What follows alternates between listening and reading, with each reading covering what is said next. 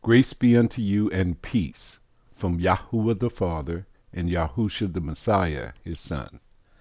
This is Brother David coming with breaking news and a question. Is the man of sin revealed? I believe so. Look into this face, deep into the eyes. Are we in the time of the revelation of the man of sin? You know, the Bible tells us what to look for in these last days before the coming of the Messiah. This is one of them. You have to look for the man of sin. When he is revealed, the next step is the return of our brother, the Messiah, who shall come and take vengeance upon all his and our enemies. Why do I say, remember, this is me. I don't want people running out to sell their homes and ending their lives and stop going to work and put on sackcloth and ashes because of what I'm saying. So I want you to understand, in all my research over all these years, this is the only person that has matched the description. It's flawless, pretty much. I would say out of 100%, he fits the bill maybe 98%. Why do I say 98? Because there's still a few things that has to happen that hasn't played out yet. Why do I pinpoint this man? Why not the Pope or some European? Because the Bible tells you that the Father himself has uncovered his secret places. Then he tells you where he dwells, Timah and Dedan, on the ancient map. On the modern map, that is Medina and Mecca. So once you pinpoint the location, then you know where to look. Next, he also uses some terms about the saints. This man is supposed to wear out the saints of the Most High. If we were not aware of who we are, that we are the children of Israel, and what the children of Israel look like, we would be looking at the Jews, thinking that he was going to attack the Jews that are over there squatting on our land today. But we know different. We know who the children of Israel are and what they look like. We know who the saints are. They are the children of Israel. He's doing all of this right now, brothers and sisters, wearing them out. The man of sin is the man of lawlessness. There is nobody on this planet today that is more lawless than he. You may think it's Donald Trump, but after I show you the information today, you're just going to count Donald Trump out of the picture altogether. Now, in the time of Paul, the people were thinking that the Messiah had come already, or that he was in the wilderness, in the city, in the field. Paul had to write them letters to tell them what to look for, what would usher in the coming of the Messiah. Take a look. 2 Thessalonians chapter 2, verse 1 to 3. Now we beseech you, brethren, by the coming of our Messiah, Yahusha, and by our gathering together unto him. So we know for sure that he's talking about this end time when the Messiah is going to return. Verse 2, that ye be not soon shaken in mind, or be troubled, neither by spirit, nor by word, nor by letter as from us, as that the day of the Messiah is at hand. So he's telling you, if someone gives you some correspondence, or just like I'm making this video today, and they're telling you that the Messiah is on his way, like I'm telling you today, he says, don't be shaken in mind. Don't be troubled, because there's some things that have to happen before he comes. Verse 3, let no man deceive you by any means. That's including me. You have to check all of the information for yourself to make sure it's true. For that day shall not come, except there come a falling away first, and that man of sin be revealed, the son of perdition. So he gave us two clues here. First, the Messiah is not going to come unless we have sighted and revealed the man of sin. That means that the children of Israel, his chosen ones, will know who he is. This is a part of the return. The Messiah will not return until we know who this man of sin is first. And then he tells us that there must come a falling away. What is he talking about, falling away? When I was in the church, we thought that when people left Christianity and went to other religions, that was the falling away. But no, it wasn't. Christianity started in 325 AD. These letters were originally written in between the 1st and the 10th century. So that counts out Christianity. What was left? Torah, the laws, the statutes, and commandments. That was the only way at that time. The way that is prescribed in the law of Moses.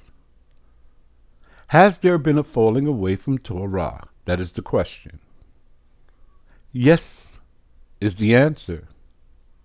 Because Jesus died and he abolished the law.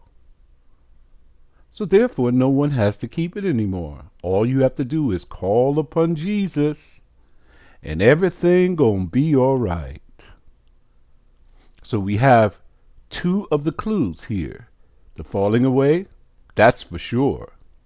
The man of sin being revealed, I say he is. But you have to do your own investigation so that you can understand why I choose Muhammad bin Salman Al Saud. He fits the description. When I was studying, we learned about these four beast nations. Two of them are Shemitic, and two of them would be the Greeks and the Romans. We have to discount the Greeks and the Romans now. Everything that the Bible is speaking about always speaks about the region. See, everything happens in the promised land. That is where everything is playing out. If you keep your eyes on the promised land, then you'll see it all. When the Messiah returns, he says where he's going to come back. He's going to come through Timah. He's going to come from the south. He's going to come through Timon and Dedan and destroy all of his enemies and come up north through Basra and all of those areas and destroy all of his enemies and our enemies and cleanse the land so that we can come back and dwell safely. That makes sense. Why would the Messiah come back and go and destroy the Vatican? It's not even in the Bible that he's going to do that, or someplace in Europe. No, everything's going to play out in the region. And then he also gives you some clues. He tells you the land, the place where the prophets were killed, where our Messiah was killed. That didn't happen in Europe. That happened in the promised land, brothers and sisters. And remember, all the land from Saudi Arabia straight on up into Syria is all our land. Part of Egypt, part of by the river of Mesopotamia. We have a large swath of land there, brothers and sisters. Don't just focus on that little place where the people who have supplanted us dwell. That's not all Israel. That's just a little corner of it. Look at this face. Look at the hair. His seed is spoiled, but you can tell that he comes from black stock. And his neighbors, and his brothers. And he is not. But yet, here he is, the man of sin that goes into perdition, into judgment. Why should he go into judgment? For thy violence against thy brother Jacob, shame shall cover thee, and thou shalt be cut off forever. White man is not included in this one. He's not our brother. Let's examine this guy. Let's take a look at the son of Salman. The Saudi crown prince Mohammed bin means son of, Salman, power behind the throne, and this is BBC News. Mohammed bin Salman was born on 31st of August, 1985, the eldest son of then Prince Salman bin Abdul Aziz Al Saud's third wife, Fatah bint Falah bin Sultan. After gaining a bachelor's degree in law at King Saud University in the capital of Riyadh, he worked for several state bodies. In 2009, he was appointed special advisor to his father, who was serving as governor of Riyadh at the time. Mohammed bin Salman's rise to power began in 2013 when he was named the head of the Crown Prince's Court with the rank of minister. The previous year, his father had been appointed Crown Prince after the death of Nayef bin Abdul Aziz, the father of Mohammed bin Nayef. In January 2015, King Abdullah bin Abdul Aziz died, and Prince Salman bin Abdul Aziz Al Saud acceded to the throne at the age of 79. So you know that this is his father who just took over the crown. He immediately made two decisions that surprised observers, naming his son Minister of Defense and Mohammed bin Nayef Deputy Crown Prince. The latter became the first of the grandsons of Ibn Saud, the founder of the kingdom, to move on to the line of succession. So he named his son as the defense minister. But Mohammed bin Nayef was named Deputy Crown Prince, which means that he would be next in line to the throne. This is Mohammed bin Nayef. Looks very important, very regal, very angry.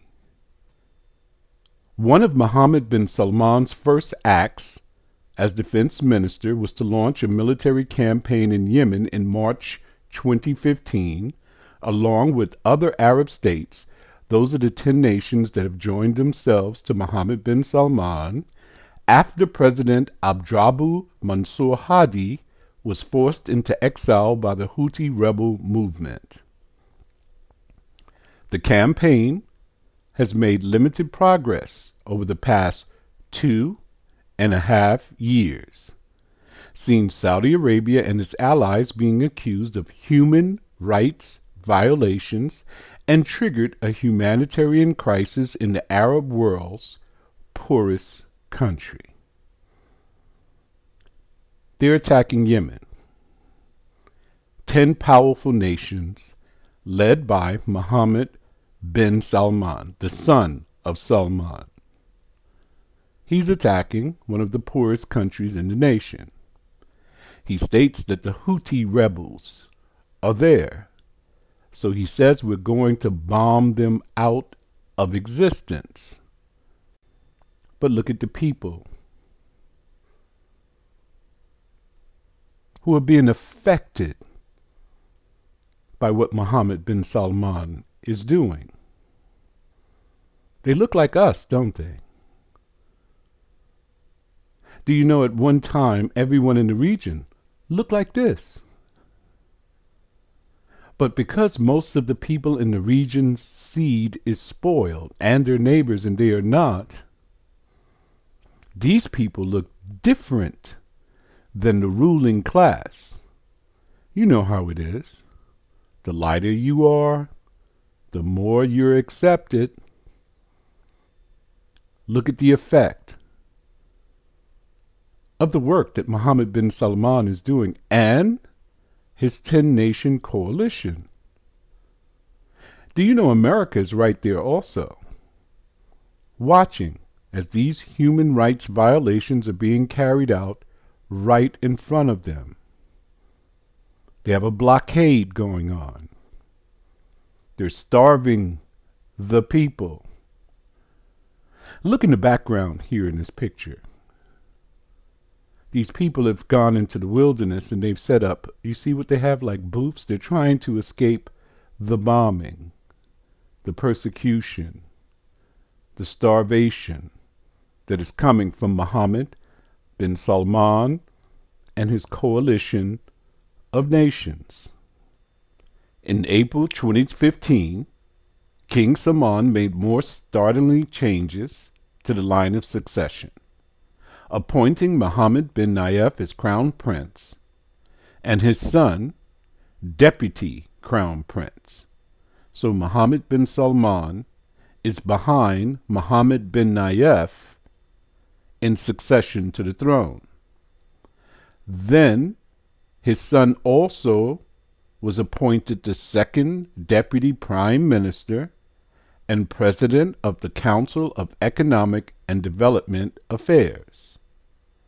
A year later, Prince Mohammed bin Salman unveiled an ambitious and wide-ranging plan to bring economic and social change to the kingdom and end its addiction to oil. The plan, called Vision 2030, envisages increasing non-oil revenue to 600 billion riyals, from 160 billion or 120 billion by 2020 and 1 trillion riyals by 2030, up from 163.5 billion riyals in 2015. The prince said he wanted to create the world's largest sovereign wealth fund worth up to $3 trillion. That has never been heard of before, brothers and sisters. No one can even put that in their mind that they're going to have a sovereign wealth fund with $3 trillion in it. Just the thought of that shows you that they are the richest people on the planet today. With money generated by partially privatizing the state oil company, Saudi Aramco.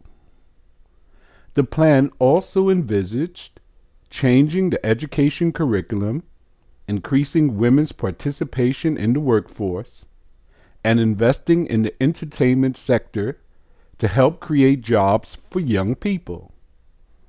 Now that's what you call wisdom. If you want to control the country in the future, you have to snatch the young people today. In late June, King Salman ended months of speculation by replacing Prince Mohammed bin Nayef as crown prince in favor of his son. Have you ever heard of anything like this? Prince Mohammed bin Nayef was also removed as head of the Interior Ministry, bringing its security forces under the control of the royal court and his cousin. Who's his cousin? Mohammed bin Salman, and reportedly placed under house arrest.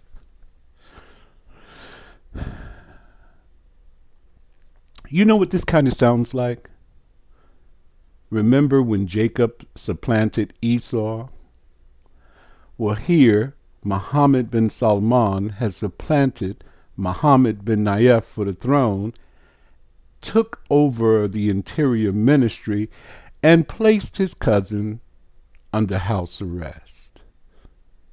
Since then, Prince Mohammed bin Salman has sought to consolidate his power and pressed ahead with his plans for economic and social liberalization.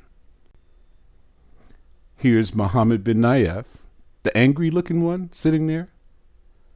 And then you have Mohammed bin Salman sitting behind him to the left.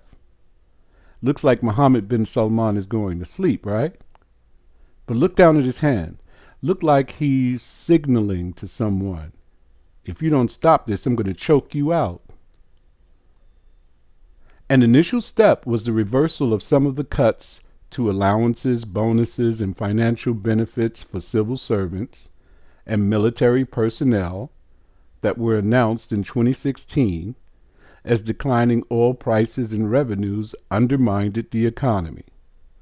So he cut the allowances, bonus, financial benefits for the military and, all of the people who worked for them, really. And then he stated because the oil prices are declining. So in September, a crackdown was launched against perceived opponents. All he has to do is think that you are against him. In September, a crackdown was launched against perceived opponents of the Crown Prince's policies. That's all you have to do. Just think that you don't like what he's saying. State it into the atmosphere. Look what happens. More than 20 influential clerics and intellectuals were detained, as the authorities targeted a group allegedly acting on behalf of foreign parties against the security of the kingdom, believed to be a reference to Qatar and the Muslim Brotherhood. Now, these are just 3 of the clerics. It's more than 20 of them that's been arrested. A cleric is like a pastor, a bishop. They call him an imam. And intellectuals are free thinkers. You're not allowed to think free in Saudi Arabia under Mohammed bin Salman.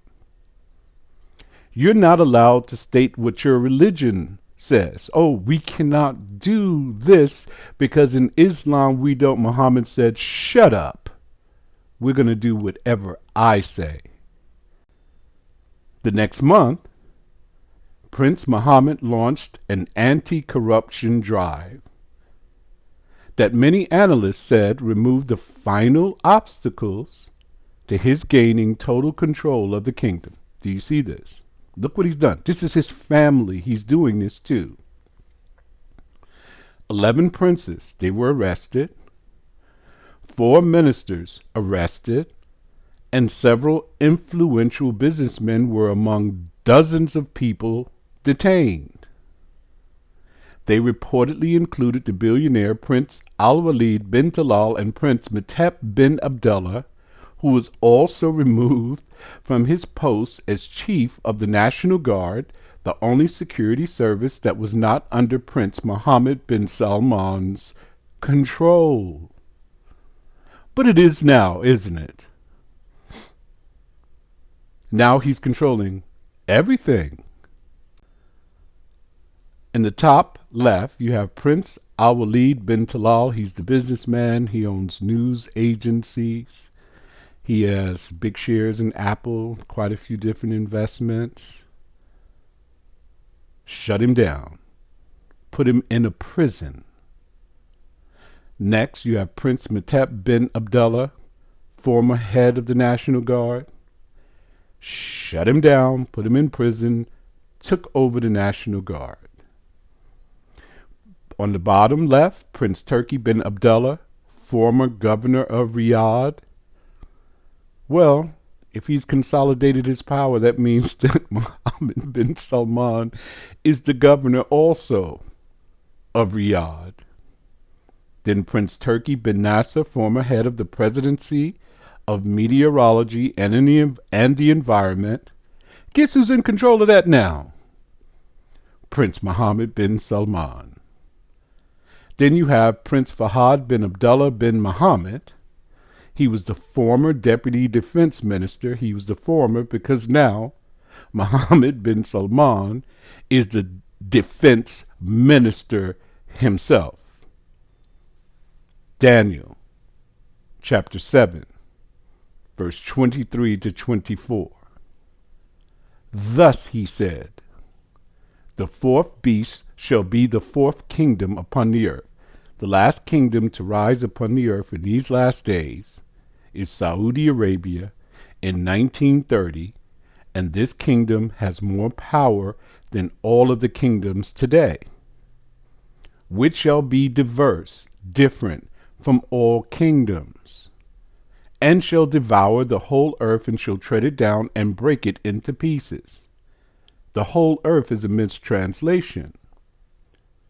When Daniel was seeing this prophecy and he was taken into the future, he was only looking at our region, the region in which the land in which the Father has given to the Israelites. All of the people who are there are squatting on the land. This man of sin came up into power. This fourth beast, this fourth kingdom came into power in 1930. They beat down all of the people in their surroundings. You know Saddam Hussein? Did you think that Saddam Hussein was taken down because he was invading other places? Well, he was getting ready to invade Saudi Arabia and take it over for himself. They were threatened by Saddam Hussein. He had the most powerful military in the region. So the Saudis went to their security force. Who is that? The United States of America. And they had the man removed. They are also the ones who have knocked down those buildings. The World Trade Center, the Saudis did that. Come on, all the evidence is right there. All of the guys are Saudis. They did that to spark this war so America could have an excuse to go into the region and take down their number one enemy. So when it says whole earth, it's not the whole earth. This is a regional thing, brothers and sisters. Keep your eyes on the region. The Europeans want you to think that they're the ones in power. They have nothing to do with this. The white man is out of this picture altogether. This war that's getting ready to break out is between the Shemitic people. Verse 24, and the 10 horns out of this kingdom are 10 kings that shall arise, 10 nations. And another shall rise after them, Mohammed bin Salman. And he shall be diverse from the first, King Salman, his father. And he shall subdue 3 kings. So far he has subdued Qatar out of the 10-nation coalition. Let's see who else follows. Verse 25, and he shall speak great words against the Most High, and shall wear out the saints of the Most High, and shall think to change times and laws, and they shall be given into his hand until a time and times and a dividing of time. Now the Father is giving you timelines. A time and times and a dividing of times is 3.5 years, or 1,290 days. The saints are going to be given into his hand for a time and times and dividing of time, 1,290 days, or 3.5 years. Now it's time to reveal the people whom he is bombing. The saints. You know what the saints mean? The children of Israel. They have been given into his hands. Where are they located? In Yemen. How did they get there, Brother David? In 70 AD, the father told the Israelites, not the father, but his son, told the Israelites to flee into the wilderness when you see the abomination of desolation set up in the temple. So in 70 AD, when the Romans came down with great slaughter, the Israelites fled into the wilderness, to the south, into Saudi Arabia, passed through that desert, and come down to Yemen on the coast. From there, they can just take a ship or go across the Red Sea, enter into Africa, where there's Sudan, Ethiopia, and Egypt. Look, there's only two routes out: the way through Yemen or the way through the Sinai Peninsula going directly into Egypt. If the Romans knew their business, they would have had the Sinai Peninsula locked down because they were also controlling Egypt. So I would say the way to the Exodus, to leave that region, is to come down to the south and go through Yemen, go across the Red Sea, and go into Africa. Verse 26. But the judgment shall sit. Look at the timeline. He's told you 3.5 years he's going to give the saints into their hands. So far, it's been 2.5 years. But the judgment shall sit, and they shall take away his dominion, to consume and to destroy it unto the end. So the dominion of Muhammad bin Salman shall be taken away. Verse 27. And the kingdom, and dominion, and the greatness of the kingdom, under the whole heaven, shall be given to the people of the saints of the Most High.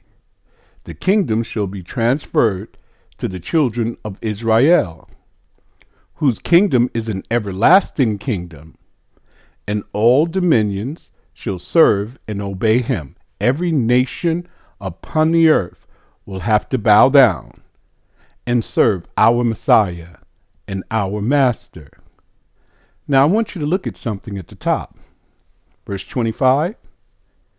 He says he shall think to change times and laws.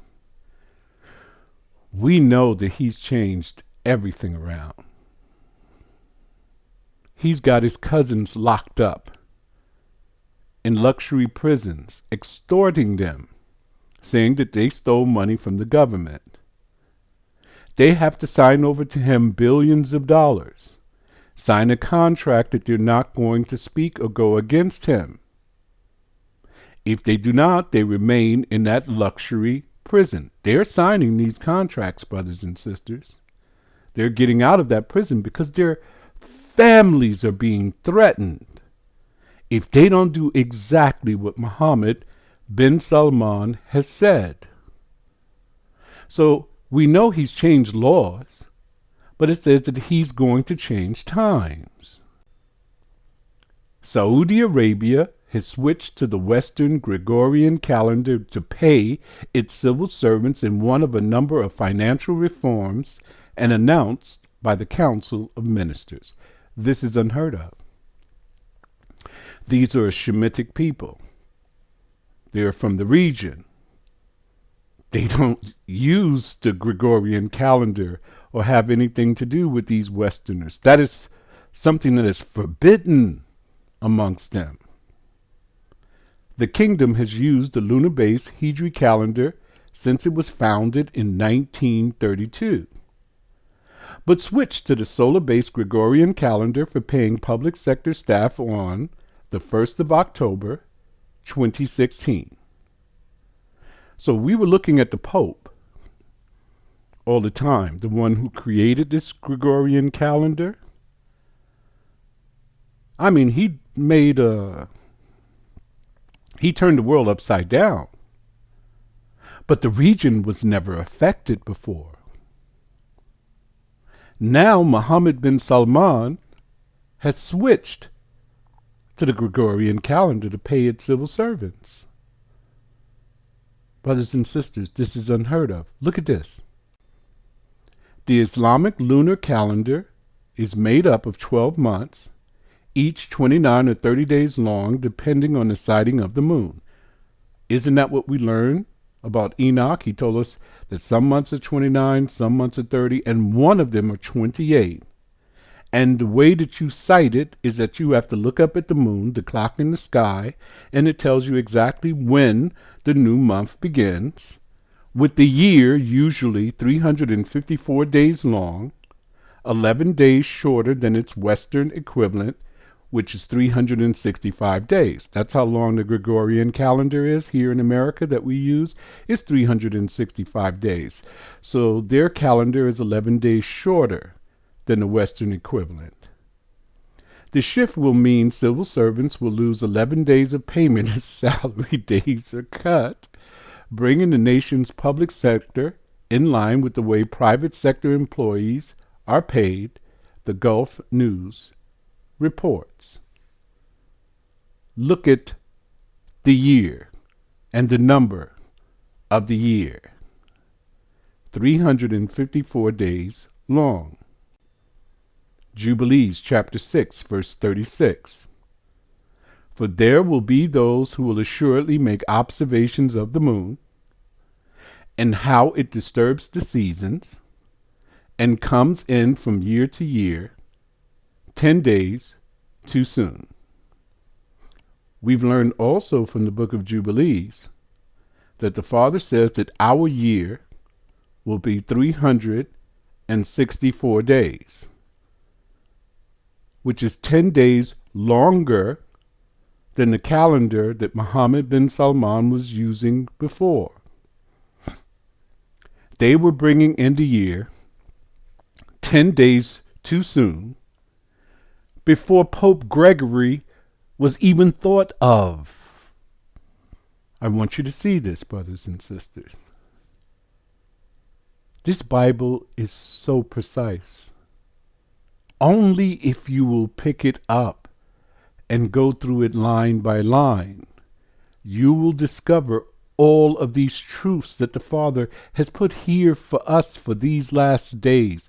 He's prepared these books for the righteous race that shall come forth in the end, that remnant of the children of Israel that is left. That is us, brothers and sisters. Prepare yourself. Because Mr. Everything, he's getting ready to show out. He's doing things that no one's ever seen before. They're probably saying the cojones on this guy, they must be huge. Verse 20, and of the 10 horns that were in his head, and of the other which came up, and before whom 3 fell. The 10 horns are the 10 nations. The other is Mohammed bin Salman, which came up. Before him 3 nations will fall out of the 10-nation coalition, even of that horn that had eyes and a mouth, that spake very great things, whose look was more stout than his fellows. Verse 21, Check out the chronological order of events, brothers and sisters. This tells you that we are at the end time. I beheld, and the same horn made war with the saints, and prevailed against them. Verse 22, until the Ancient of Days came, and judgment was given to the saints of the Most High. And the time came that the saints possessed the kingdom. What kingdom is that? Saudi Arabia and all of the land, all the way up through to Syria. The promised land, brothers and sisters. If you notice, everything is playing out in the region. If you notice, everything is playing out in the land which the Mighty One has given us. What is the first step to usher in the saints possessing the kingdom? The first thing that has to happen is the war with the saints. Remember, it says he's prevailed against them. The saints are in Yemen. I've already given you a brief overview of how they got to Yemen. In 70 AD, coming down to the south, fleeing from Roman persecution. They got here to Yemen. This was the perfect place of the crossing into Africa. If you look to your right bottom, you'll see that from Yemen, they can take a small boat, go straight into Africa. Where would they be? Somalia, Ethiopia, Sudan. You know, the places where all of the atrocities have been happening for hundreds of years. Are you starting to get this thing, brothers and sisters? This would be the route of the Exodus from 70 AD when we were fleeing from persecution. Why wouldn't they go through the Sinai Peninsula? The Romans had that locked down. This would be the best place to go. You are assured that the Romans were not going to follow you through the desert. So you make your way through the wilderness, you come down through here, which the Israelites, remember now, they were familiar with this. They had to wander for 40 years in the wilderness. They were familiar with this region, this area. They knew where the water sources were, or they knew how to find them. And here they are. These are the ones that you will not see. Look at them. These are the people in Yemen that are being starved out of existence. They never show you these people. They always show you the ones whose seed is spoiled. How did these people, around all of the people in the region whose seed was spoiled, how did they keep their melanin, brothers and sisters? Because they were hated and persecuted and became a byword in the region. They tried to seek acceptance by what? Turning to Islam. Worshipping another God, the same way we did in America. They lost their identity. They probably don't know who they are, even to this day.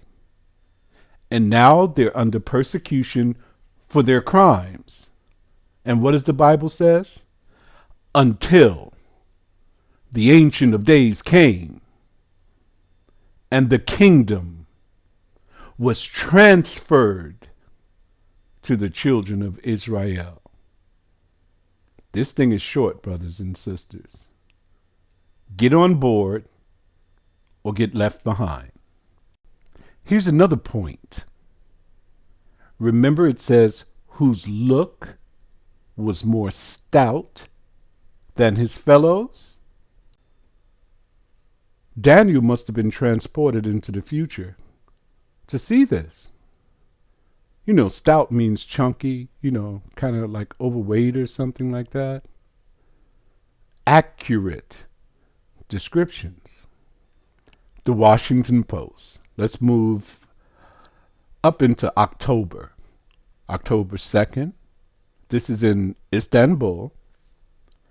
As Jamal Khashoggi, he's a reporter for the Washington Post, prepared to enter the Saudi consulate in Istanbul on October 2nd, a squad of men from Saudi Arabia, who investigators suspect played a role in his disappearance, was ready and in place. Before Khashoggi's disappearance, U.S. intelligence intercepted communications of Saudi officials discussing a plan to capture him. According to a person familiar with the information, the Saudis wanted to lure Khashoggi back to Saudi Arabia and lay hands on him there. Now, as black folks, we know what that means. I'm going to lay hands on you. We're not talking about in the church where you lay hands and they fall on the ground. We're talking about laying hands on you. This person said. It was not clear whether Saudis intended to arrest and interrogate Khashoggi or to kill him, or if the United States warned Khashoggi that he was a target, this person says. Now, if the U.S. intelligence agency intercepted these communications and they knew about what the Saudis were planning to do, they have, by law, they have to tell the person that his life is in danger.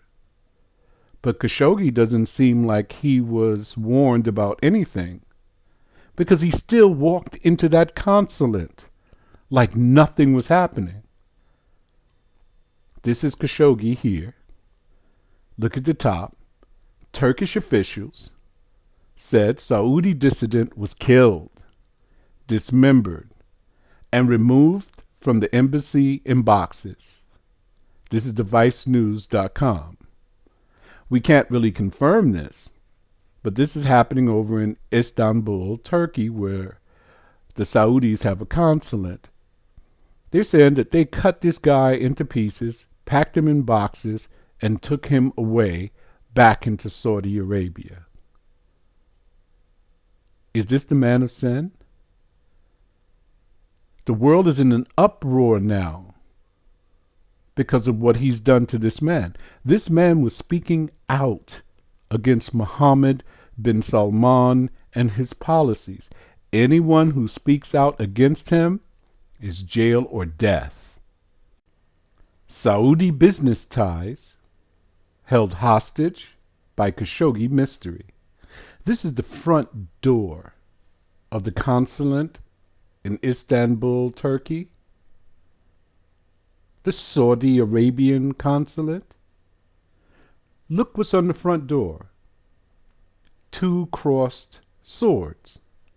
Khashoggi should have known better than to step foot into this place. They're telling you exactly what they're all about. Richard Branson halts $1 billion Saudi space deal over Jamal Khashoggi's disappearance. People are starting to back off. They're starting to see something's wrong. If the worst is proved in the Jamal Khashoggi affair, the U.S. and the U.K. will have a case to answer to. Why are they saying that? Because the U.S. knew about this, that they were planning to kill this man or to take him hostage, and did nothing. What about the UK? They must have known also. Look, they even have the pictures of the 15 guys that were waiting in the consulate for Khashoggi. Do you see the picture here where Khashoggi is walking into the Saudi consulate in Istanbul? And see the Mercedes that's in the front, where they packed all of the boxes into that they say are the body parts of Khashoggi. Trump announces Jamal Khashoggi investigation, but says he won't halt Saudi arms sales. It's all about the money, brothers and sisters. Look what he said just a few days ago, or, at his last rally. President Donald Trump said the King of Saudi Arabia may not last 2 weeks without U.S. support. Here we have it. The United States is their protection agency. Escalating pressure on one of his closest Arab allies to curb rising oil prices and pay for military protection. The oil prices are going up. Your gas is going up. I guess you know that. He went after Obama because of high oil and gas prices. Now he looks like the jerk. So now he's threatening the Saudis, telling them they have to pay for their protection. Listen to Donald Trump. How about our military deals where we protect rich nations that we don't get reimbursed? This guy's telling you the truth here. Trump told a campaign rally in the U.S. state of Mississippi on Tuesday night. Listen what he said. I love the king, King Salman, but I said, King, we're protecting you. You might not be there for 2 weeks without us. You have to pay for your military. You have to pay. Hold it. He used a pronoun here, your. Your describes a person, place, or thing. Who is this you're speaking about? King Salman in Saudi Arabia. It also pertains to the military. Trump is saying that the United States military belongs to King Salman in Saudi Arabia, and they're not paying their part for their protection? As oil prices have risen above $80 a barrel, Trump has heaped more pressure on the world's top exporter of crude to do more to subdue the market and reimburse the costs of American military presence in the region. So here it tells you they're the top exporter of oil. They're number one. While the kingdom's ties with the U.S. have improved under Trump, Tuesday's remarks were unusually harsh and appeared to question the stability of a monarchy in power since the 1930s. You see, brothers and sisters, it's all coming to an head. Chaos, division, everywhere. Now let's go back to when Trump announces Jamal Khashoggi's investigation, but says he won't halt Saudi arms sales. Listen to what he says now.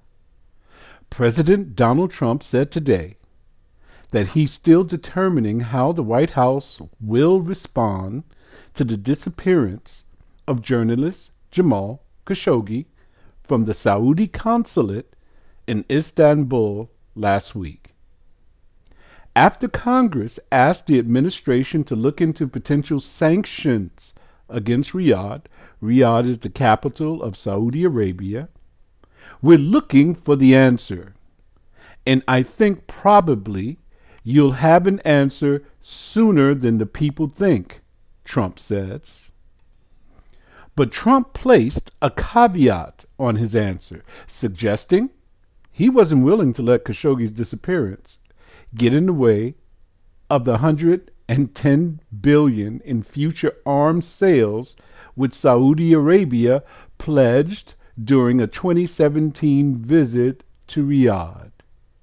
So you see, the Saudis has America over the barrel, don't they? Do you think America's going to turn down a $110 billion contract? Lockheed Martin, all of the big arms dealers. You're going to let them lose $110 billion because some guy named Khashoggi who's working for the Washington Post got dismembered?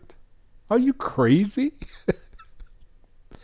Even as influential lawmakers concluded today that the exiled journalist was murdered. So what? Money talks, brothers and sisters. Because these are his allies, right? In the region. They're doing their sword dance that they do in Saudi Arabia when they celebrate. Look to your left. That is King Salman. Do you see he's being held up by two men? Look into his face. Some of us are familiar with having family members who have contracted dementia. Doesn't it look like this? It seems like the king doesn't know where he's at. Even though they're having this feast and this festival, doesn't he look like he's confused? That is a massive sign of dementia, brothers and sisters. But even though he has dementia, he still has his sword in his hand. Hold it. Remember when Esau came to Isaac after Jacob had supplanted him and taken the birthright? And he cried and he said to his father, "Don't you have a blessing to bestow upon me, father?" And the father told him, "By the sword shall you live all the days of your life." What about the Saudi consulate? What do they have? Two crossed swords. What do they have? A sword festival. They carry swords in their uniforms, brothers and sisters. It's all about the sword. Their emblem is the swords. In the name of Allah, it has the sword in it. Wake up, brothers and sisters. This is Edom, not the white man. Edom is someone different. Their seed is spoiled.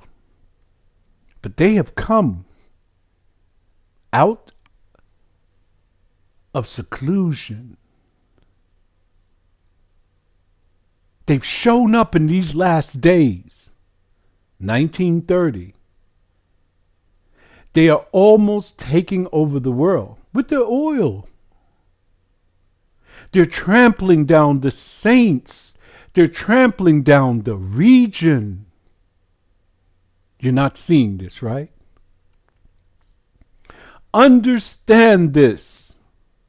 When the Messiah comes, he has to cleanse the region in which we are going to dwell. He's going to gather the saints and bring us back into the promised land where we will dwell safely. You won't be able to dwell safely if these sword people are there. This is the end. The gathering. I want to bring these 3 points out before we close. I want to show you something. When I realized this, I says, how can this be?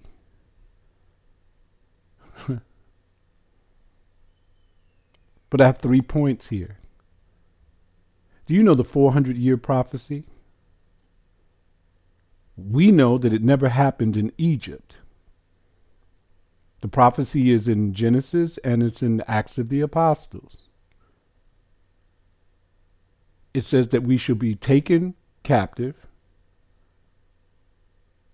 We shall be treated evil for 400 years. We shall be servants in a strange land. 400 years. That didn't happen in Egypt. I created a video around it so that you can see the timeline. Everything is about timeline. The roadmap, your Bible, it tells you everything.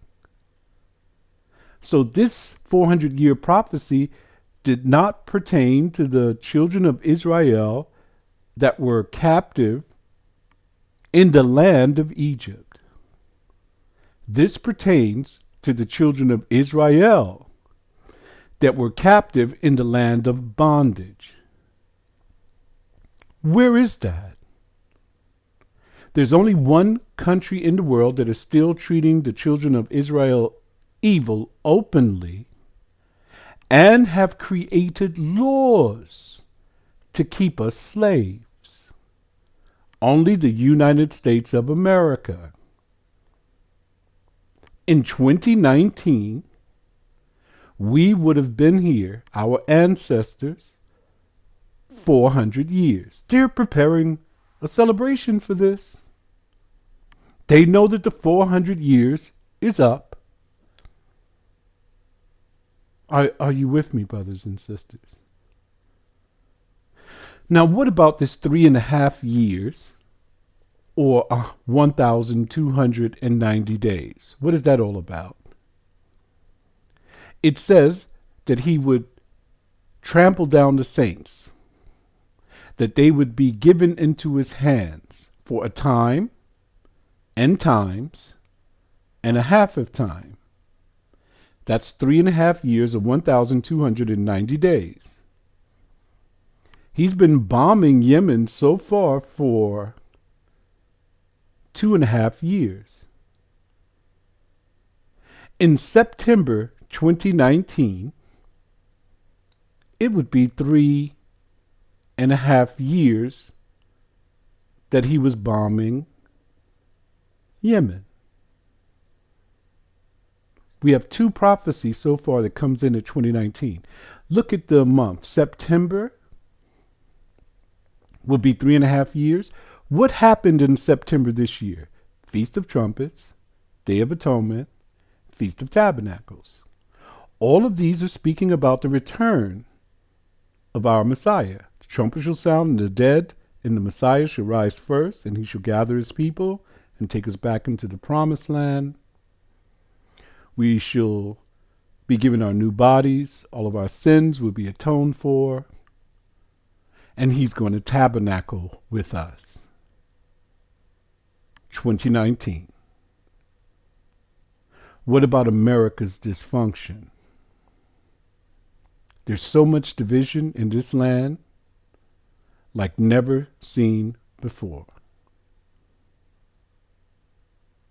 When the Father comes to gather us from the Americas, it's supposed to be something similar to what happened in the land of Egypt.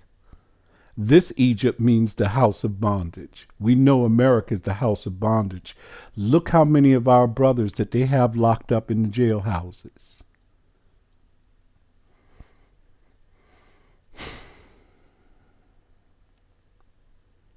When our Messiah returns and he says, "Let my people go," who's going to be the president of the United States in 2019? Let's just put this as, say the time of the return, because all of the prophecies are lining up to 2019. Remember, the Father says, no man shall know the day or the hour when the Son of Man shall return. We're not talking about a day, nor are we talking about an hour. We're talking about a year. Now, he has given us exact prophecies that points to the year. So when the Messiah returns and he comes to America and he says, "Let my people go," and then he says, "I want you to turn over your substance, everything that you owe them, all of the reparations that you have denied them." Who's going to be the president in 2019? Donald Trump. Do you see him saying, "Okay," and bowing down and kissing our feet? The master of the universe has stated the nation that does not bow down and serve you shall be utterly destroyed. If America doesn't do exactly what the Messiah says, they shall be wiped off the face of the earth. Brothers and sisters, get yourself together. Study this prophecy. I've pointed you towards the man of sin. What I've showed you here today is just a very minute portion of what he is doing. Once you start looking at him, you're going to say, this is unheard of. And it's going to get worse and worse as the time gets closer. Pay attention, be on guard. Keep the oil. Go buy you an extra portion of oil. Store it up so that your candle doesn't have to go out. You don't want to go out to get any oil during this time and miss the bridegroom when he comes. Shalom.